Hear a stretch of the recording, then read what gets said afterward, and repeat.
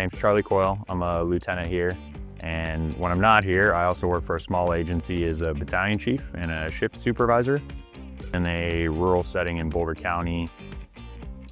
It's primarily volunteer. We run about 300 calls a year. When the calls come in, they're a lot higher acuity, but they're just less frequent.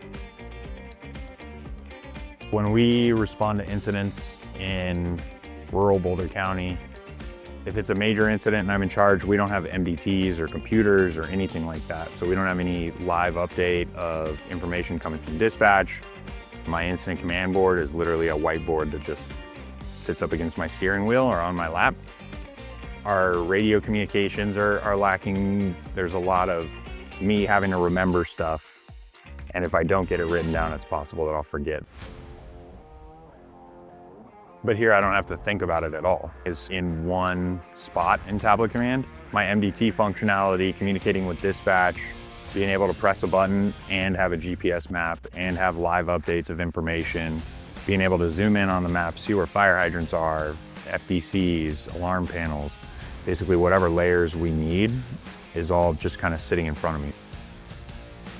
In rural Boulder County, I write it on a whiteboard when I'm a battalion chief and hope for the best, versus here having the technology in front of us to know exactly who's coming, where they're coming from, where they're at, what they're doing. In the rural setting, I wish I had something like tablet command. If I had tablet command up there, it's one less thing for me to think about as an arriving incident commander, and it just makes things a lot easier and smoother. The other advantage to having our system here, tablet command, is as our dispatchers hear things, they can add it to the notes and it's gonna pop up on our call.